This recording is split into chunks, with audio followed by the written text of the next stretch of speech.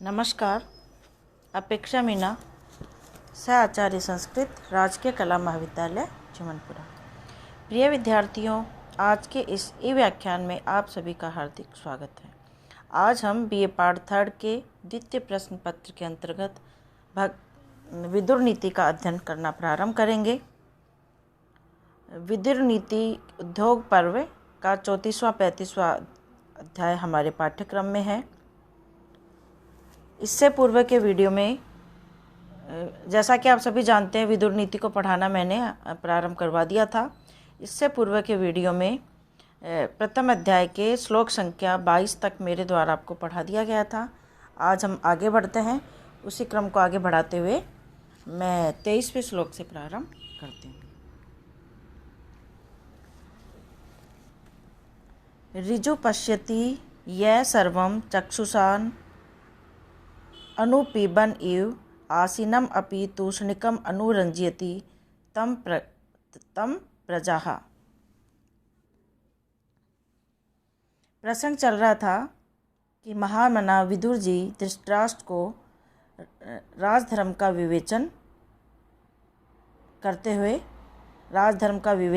उनके समक्ष करते हैं और बताते हैं कि राजा के लिए, यहाँ पे बताया जा रहा है कि राजा के लिए व्यवहार कुशल होना अत्यंत आवश्यक है। देखिए अन्वय, देखिए, यह राजा सर्वम चक्षुषा अनुपीबन इव ऋजु पश्यति तम तूष्णिकम आसीनम अपि प्रजाः अनुरंजयति। शब्दार्थ देखिए, ऋजु कोमल, पश्यति देखना, यह जो राजा, सर्वम सबको, चक्षुषा नेत्रों से, अनुपीबन पीते हुए के समान, आसीनमिव बैठे हुए को भी, तूष्णिकम चुपचाप, अनुरंजयति प्रेम करती है, तम उसे, प्रजाः जनता।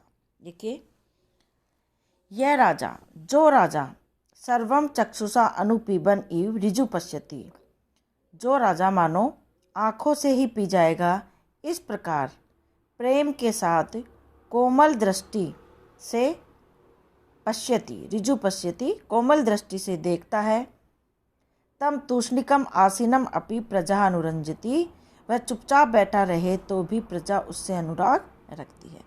क्या कह रहे हैं कि जो राजा सर्वम चक्षुषा अनुपीबम की संपूर्ण आँखों से पी जाएगा, इस प्रकार के प्रेम के साथ जो राजा अपनी प्रजा को देखता है कोमल दृष्टि से, अगर वह चुपचाप भी, तम वह, तूष्णिकम अपि आसीनम अपि चुपचाप भी बैठा रहे तो भी, प्रजा अनुरंजति प्रजा ऐसे राजा से प्रेम करती है, अनुराग रखती है। राजा के लिए व्यवहार कुशल होना अति आवश्यक है। यदि वह प्रजा को स्नेह से दृष्टि से देखता है तो प्रजा के मन में भी आत्मीयता जागृत होती है और वह उसे स्वतः ही प्रेम और सम्मान देती है। अगला,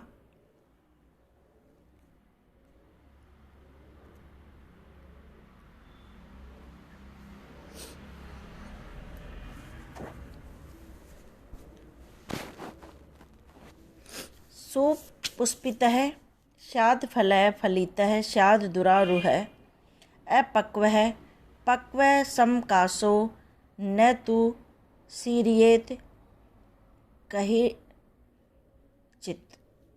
अन्वय देखिए, राजा वृक्ष इव सुपुष्पितः सन अफलः स्यात् फलितः च सन दुरारुहः स्यात् अपक्वः सन च पक्व संकास स्यात् तु करहिचित् न सीरियेत। शब्दार्थ देखिए, सुपुष्पित अच्छी तरह से खिला हुआ, अत्यधिक प्रसन्न, शात होवे, अफल फल रहित अभिष्ट फल न देने वाला, फलित फल से युक्त देने की प्रवृत्ति होने पर, दुरारूह जिस पर कठिनाई से चढ़ा जा सके, अपक्व कच्चा या शक्तिहीन, पक्व संकास है पके हुए की तरह, न सीरियत नष्ट नहीं होता है, करहिचित कभी भी। देखिए, राजा के बारे में बताते हुए कह रहे हैं कि राजा वृक्ष इव, राजा वृक्ष की भांति, सुपुष्पित सन अच्छी तरह से प्रसन्न रहने पर, फलने फूलने पर भी सन अफलस्यातः फल से खाली रहे अर्थात अधिक देने वाला न हो। राजा वृक्ष की भांति अच्छी तरह प्रसन्न रहने पर भी अफलस्यातः फल से खाली रहे अर्थात अधिक देने वाला न रहे। कैसा रहे? वृक्ष की भांति अच्छी तरह से फलने फूलने पर प्रसन्न रहने पर भी फल से खाली रहे अर्थात अधिक देने वाला न हो। फलित च सन दुरारूह स्यात्, और यदि फल से युक्त देने वाला हो तो भी, यदि फलित फल से युक्त हो देने वाला हो तो भी सन दुरारूह स्यात्, ऐसा होना चाहिए जिस पर चढ़ा न जा सके, ऐसे पहुँच के बार रहे जिसमें चढ़ा न जा सके। अपक्व संचय पक्व संकाशय स्यात् तू करहिचित न श्रियेत। कच्चा, अपक्व कच्चा अर्थात कम शक्ति वाला होने पर भी पक्व संकाशय स्यात् पके हुए शक्ति संपन्न की भांति अपने आप को प्रकट करे। तू करहिचित न श्रियेत, ऐसा करने पर वह कभी नष्ट नहीं होता है। राजा को वृक्ष की भांति अच्छी तरह से फूलने फलने पर प्रसन्न रहने पर भी फल से खाली रहे अर्थात उस राजा को अत्यधिक देने वाला न हो। यदि फल से युक्त देने वाला हो तो भी ऐसा हो जिस पर आसानी से चढ़ा न जा सके, जिस पर जो पहुँच से बाहर हो। और कच्चा या कम शक्ति वाला होने पर भी पके हुए की शक्ति संपन्न की भांति उसे अपने आप को प्रकट करना चाहिए। ऐसा करने से वह राजा कभी भी नष्ट नहीं होता है।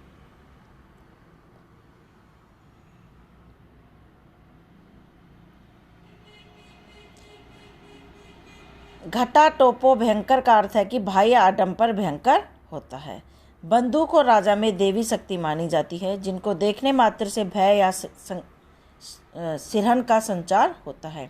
यदि किसी के पास खाली या व्यर्थ की बंदूक होती है तो भी लोग उसे देखकर भयभीत हो जाते हैं, क्योंकि वह शक्ति का प्रतीक होता है। ऐसी स्थिति राजा की भी होती है। अतः राजा को भी बंदूक की भांति ही होना चाहिए। राजा को कभी स्वयं को बलहीन प्रकट नहीं करना चाहिए। अगला, चक्षुषा मनसा वाचा कर्मणा च चतुर्विधम प्रसादयति यो लोकम तम लोको अनुप्रसिद्धति। अन्वय देखिए, यह राजा चक्षुषा मनसा वाचा कर्मणा च चतुर्विधम लोकम प्रसादयति तम लोक अनुप्रसिद्धति। शब्दार्थ देखिए, चक्षुषा दृष्टि, मनसा मन से, वाचा वाणी से, कर्मणा कर्म से, चतुर्विधम चार प्रकार से, प्रसादयति प्रसन्न करता है, यह जो राजा, लोकम प्रजा को, तम उससे, लोक अनुप्रसिद्धति प्रजा प्रसन्न रहती है। देखिए, यह राजा, जो राजा चक्षुषा नेत्र के द्वारा, मनसा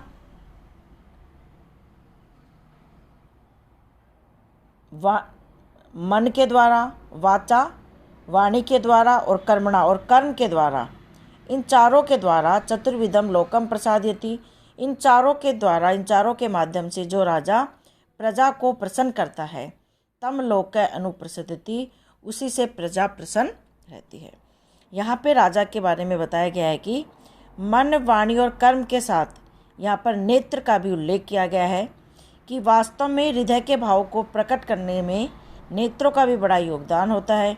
यदि किसी को देखते ही आपका मन प्रसन्न होता है तो आपके नेत्र कमल स्वतः ही खिल जाते हैं। यदि आप 4 दिन से भूखे हैं या आपका मन चिंता से व्याकुल है तो आपके नेत्र अपने आप ही मुरझा जाएंगे और लोगों को आपके मन के भावों का पता चल जाएगा। अतः यहाँ नेत्र, मन, वाणी तथा कर्म का उल्लेख किया गया है। तो इस प्रकार यहाँ पे बताया कि राजा को नेत्रों के माध्यम से, वाणी के माध्यम से, मन से और अपने कर्म के माध्यम से, इन चारों के माध्यम से अपनी प्रजा को, राजा को प्रसन्न रखना चाहिए और ऐसे राजा से ही प्रजा प्रसन्न रहता है। तो राजा नेत्र, वाणी, मन और कर्म से अपनी प्रजा को प्रसन्न रखे और ऐसे ही राजा से प्रजा प्रसन्न रहती है। तो बच्चों, आज इतना ही। कल पुनः आपसे भेंट होगी। धन्यवाद।